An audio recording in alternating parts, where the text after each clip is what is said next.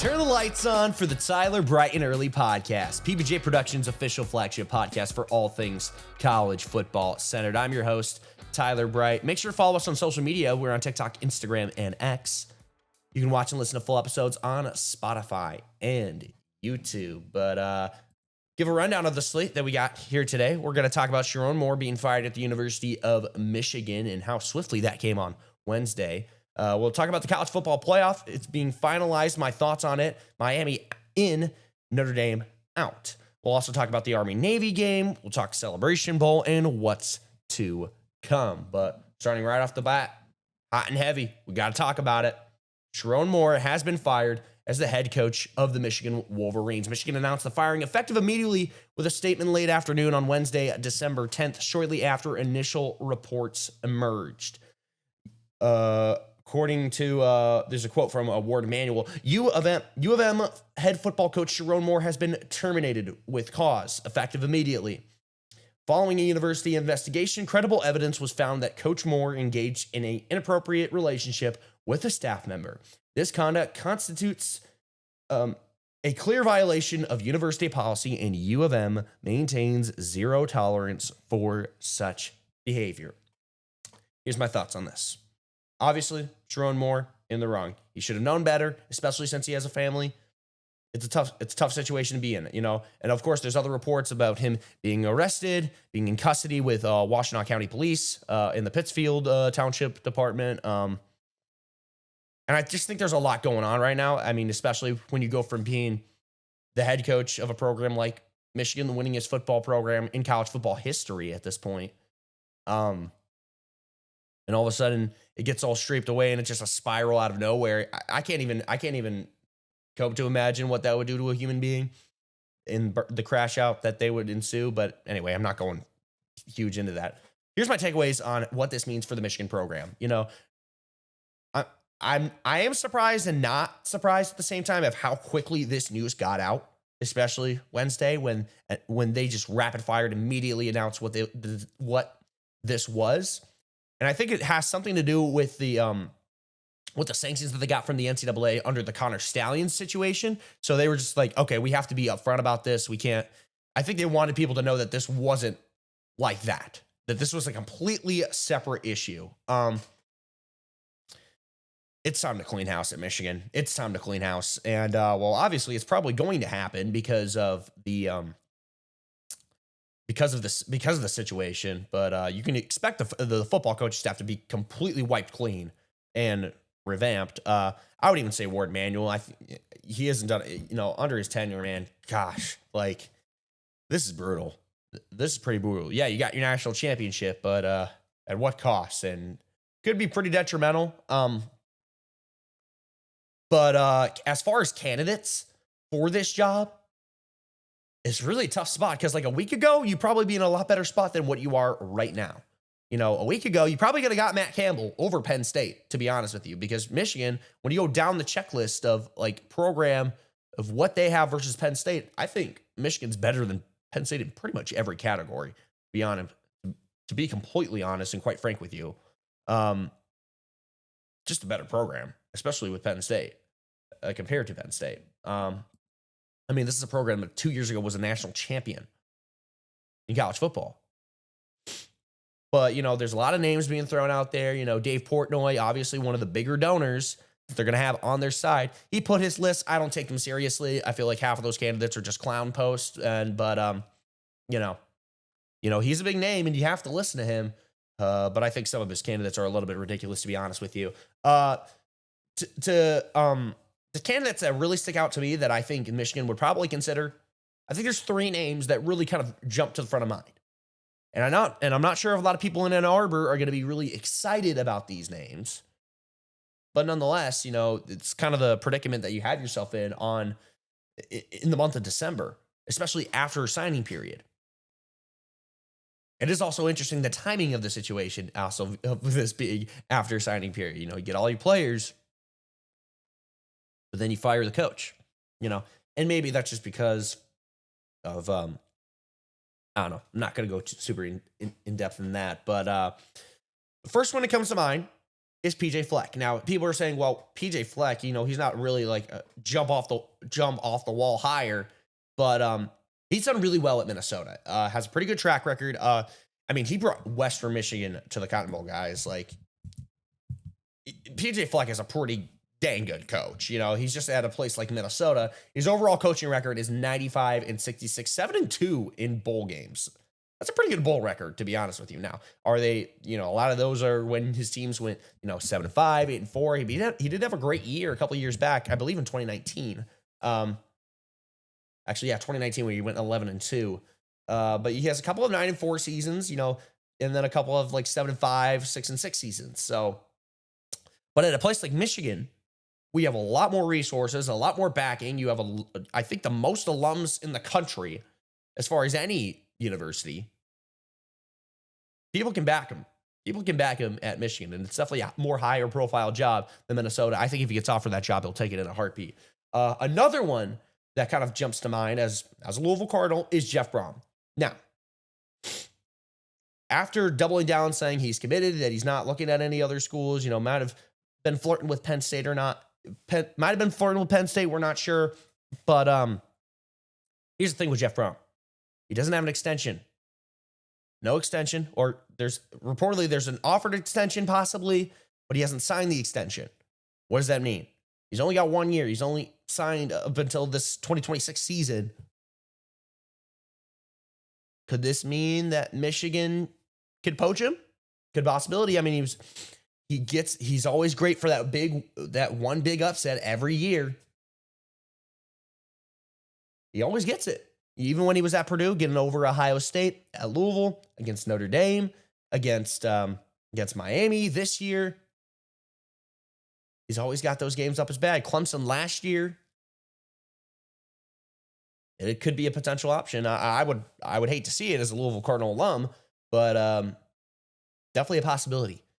And then I would say the dark horse of this, and I don't think it might. I'm not sure if it would really happen because he just became a head coach, would be Brian Hartline. Now, I know what you're thinking. Guys, Hartline, he's a Buckeye. He's a Buckeye through and through. He played there and he coached there. Why would he go to the University of Michigan? U of M is a different job, guys. It's a blue blood. It's a historic program. If you throw the right amount of money at a guy and give a good sales pitch for him, most likely they're going to take that job because it's such a prestigious job, guys. Now, not everyone's going to take it. Some people are going to turn it down. But I also think another outlier that I haven't really talked about is what does this mean for Bryce Underwood? Is he going to stay at U of M, especially now that Sherrone Moore is fired? He could stay. He could leave. Could he transfer to the SEC, somewhere like an LSU, somewhere like an Ole Miss, somewhere like a Georgia? He could stay, but it's going to take probably the right candidate to keep him around. Or if he's just so sold on staying at U of M, could be a factor at play here. But Brian Hartline, the reason why I think it could be a good one, even though he just signed at USF, Michigan could throw that money in a heartbeat and he could be the next head coach for the Wolverines. That's kind of who jumps out to me. You could say Eli Drinkwitz, but a lot of those coaches, they either sign the extension or I just don't feel like they're a great fit. Like everyone's throwing around John Gruden. Makes absolutely no sense. Probably the most overrated coach in NFL history. I've said it before. Hasn't been a head coach in college. I don't know why that name gets thrown around. I feel like they're just throwing it around just to throw it around because it's interesting and it brings up conversation. But yeah, T. Bright shooting that down in a heartbeat. But enough on Sherrone Moore. I feel like we've kind of hammered on that point enough. So let's talk about the college football playoff. It's finally finalized. They have the field. It's all filled out. Let's just go right through it. Number 12, James Madison in the field, the champion of the Sun Belt Conference, taking on number 5, Oregon. Texas Tech, they have a bye. Alabama versus Oklahoma, the 9 versus 8 matchup, a rematch of the regular season. Indiana, the number 1 seed, the Big Ten champions, gets the bye. Tulane versus Ole Miss, another rematch of the regular season. with number 11 Tulane and number 6 Ole Miss, who was without Lane Kiffin. He's gone at LSU. Pete Golding now named as the permanent head coach for the Rebels, hotty toddy, and Charlie Weis Jr. staying on as the offensive coordinator before he goes to LSU for this playoff run. Same with John Summerall. He's staying at Tulane as the head coach for their playoff run, and same with Coach Chesney over at JMU. Georgia, the number 3 seed, they have the bye. Number 10, Miami sneaks in as the last at-large team to take on number 7, Texas A&M, and Ohio State is the number 2 seed with the bye. What are my thoughts of Miami jumping Notre Dame? Excuse me. I definitely think it's the right decision. Miami beat Notre Dame, straight up. My only issue is with, honestly, the committee and just kind of like doing a lot of theater, I feel like, and just kind of playing around with, okay, Notre Dame was ranked with them just this past, or not this last Tuesday, but the Tuesday before that. Notre Dame was ranked ahead of them. They did not play. Miami was ranked behind them. They did not play. So how do they just magically jump? I get it. BYU lost, so that kind of pushes them to compare those head-to-heads.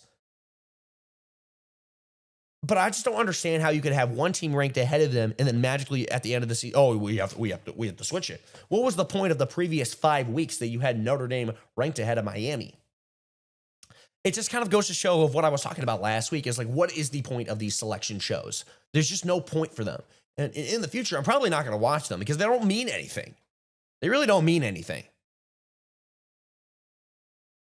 They just seem very surface level. You got to do a ranking just to do a ranking. It would be a lot better, and honestly, it would be more, I think, bearable if we didn't know what the selection, kind of like something like March Madness, where you just find out on selection day. Yeah, you have a pretty good understanding of like 80% of the teams because they're either conference champions or they're just in the field. But I feel like it would just be a lot easier if we just knew, or if we just found out on Selection Sunday, rather than seeing it, oh, this is what they were these past 5 weeks. There's no way they're going to flip it, because that's what I thought. I'm a fool for thinking that, I guess. But at the end of the day, I do think they made the right decision. Notre Dame is being a baby about it, like a literal crybaby. I'm sorry. Join a conference if you're that mad. You probably get to go to a conference championship if you were actually in a conference. But nope, you guys are being big babies, and that's why you go start 0-2 and finish 10-2 with 10 straight wins. Yeah, you could potentially win the national championship. But you're not in the playoff because guess what? You did lose to Miami. You did lose to Texas A&M. Sorry, not sorry. Most years, in the previous years, you wouldn't have even been in the conversation because you would have had a 4-team playoff. Or even go way back where it was a 2-team playoff, the BCS. So, I don't really know why people are complaining. I know there's this whole smear. They think Notre Dame thinks they got smeared by the ACC. Well, of course the ACC is going to advocate for a full-time member in the Atlantic Coast Conference. I don't know why. Like, you're not even a member in football. Why are they going to advocate for you? Seems common sense to me, but I mean, Notre Dame is just a different breed of people supporting that program, I guess. I don't know. But anyway, and then I just think it's so interesting. The outcome of this is that once they are a top 12 seed, they're automatically going to be able to qualify for the college football playoff, all just because of this, which to me is just ridiculous because they're going to make the playoff next year, guys. Their schedule is cake, legitimately cake. I mean, let's just go through it right now. Let's just go through it. I didn't have this plan to get pulled up here, but let's take a look at Notre Dame's schedule. Notre Dame, the Fighting Irish, with a riveting 2026 football schedule. Take a look. So you got Wisconsin. You got the Wisconsin Badgers, neutral site at Lambeau Field. Rice, Michigan State, at Purdue, at North Carolina, Navy. Got the Hurricanes at home. Boston College, SMU, at Syracuse, Stanford versus USC. Guys, like, this is cake. They're either going 12-0 or they're going 10-2 at worst. And 10-2 is going to put you in the top 12. But that's the other thing too, is like, it doesn't even matter. Like, it just they're automatically, if they're a 12 seed, they automatically get in the playoff. Join a conference. Literally join a conference. I don't understand. And how their partnership with the ACC is tarnished. I don't know. I'm going on a tangent here. I just think it's so funny how annoyed they are at this point. But yeah, that's kind of my thoughts there. Let's take a look at the Army-Navy game. Obviously, a classic game. What are our thoughts? I mean, I still think it's interesting how they have this after conference championship week, sticking to tradition after so many traditions have been broken in college football. They're still committed to play this game because it is a non-conference game, from my understanding. Still a non-conference game, but it's Army-Navy. There's so much tradition. You know, you got the well, I was going to say triple option, but really, honestly, this team, both of these teams aren't really running the stereotypical option offenses that we've seen before. I mean, Navy's kind of more of a wing tee under Drew Kroenig, and head coach Brian Newberry. And Army, as far as Jeff Munkin is concerned, you know, they're an option team, but they're passing it a lot more than what they used to. A lot more than what they've used to. I got Navy in this one, guys, just because I feel like Navy's more experienced. They are a more talented team, especially in the not only in the American Conference, but just as a whole. But Army-Navy's just a little bit different, you know. These are two schools. It's a historic rivalry that's gone back generations and years. But I got Army-Navy. Got Army-Navy in that one. Let's talk a little Celebration Bowl. Celebration Bowl between Prairie View A&M and South Carolina State, also known as the HBCU National Championship. You know, you got Tremaine Jackson as the head coach of Prairie View A&M. He's coming over from Valdosta State at the Division II level. Of course, Valdosta State, a historic program at the Division II level, lost in the national championship to Ferris State. He comes over. He's in his first season at Prairie View A&M, and goes 10-3. And you look at their schedule, their only losses are to a new Rio Grande Valley team that joined Division I by 6 points, a one-score game that they lost to. They lost to an FBS team in Rice, 38-17, and then a 3-point loss to Alabama State. They got the win over Jackson State in the SWAC conference to be the SWAC champions. Then if you look on the other side for South Carolina State, they even have probably a just as interesting slate of losses that they've had on the season, because their losses are to, at the time, was the number 10th ranked team in the country, the South Carolina Gamecocks, 38-10. Okay, pretty understandable. Then you lost 63-14 to South Florida. South Florida, pretty dang good team.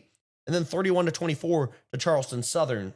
So you lost by a touchdown. Every other game, pretty much boat raced everyone.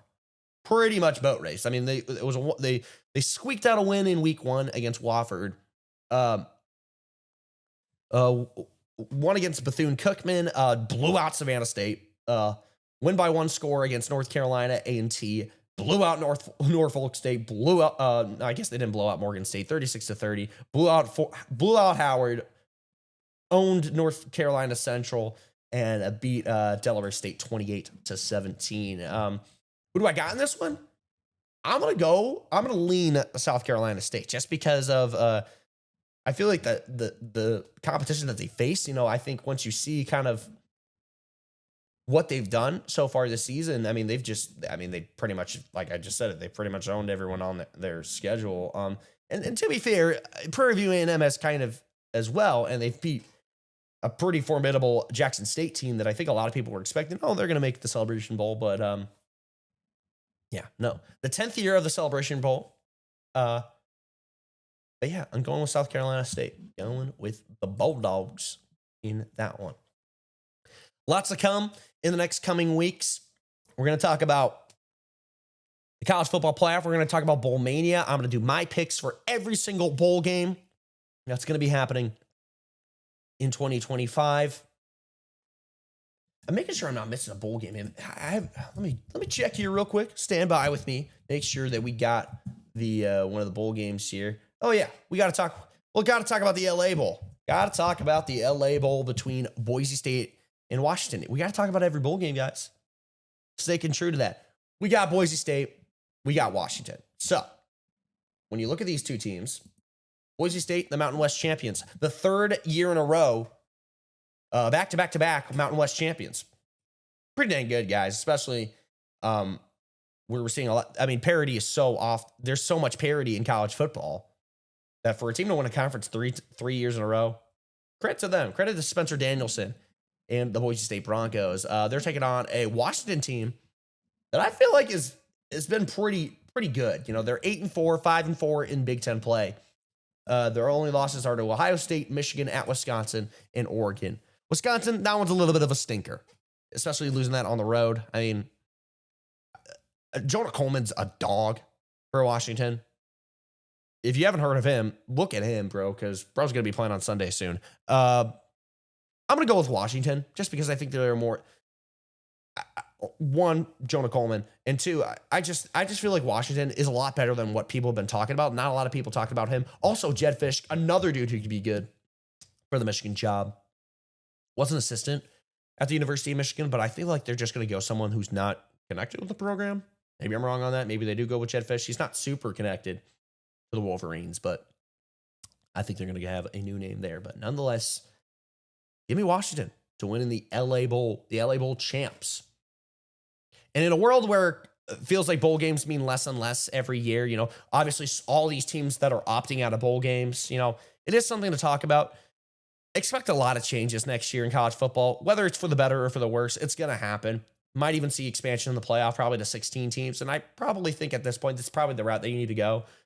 But just know that no matter what, there's always going to be someone who's going to be left off, feel like, oh, we deserve it. You know, yeah, it's kind of the way that college football has been constructed. It always feels like they're a step behind in their postseason, whatever. And it's a whole battle with tradition and in evolution of the sport, to be quite honest with you. But yeah, for what's to come, we'll talk about, like I said, we'll talk about all the bowl games. I'm going to do all my picks. We'll do the college football playoff predictions as well. And any other update and any other breaking news that happens in the world of college football. But that's going to do it for today's episode. Make sure to follow us on social media. We're on TikTok, Instagram, and X. You can watch and listen to full episodes on Spotify and YouTube. I'm your host, Tyler Bright, PBJ Productions' official flagship podcast for all things College Football Center.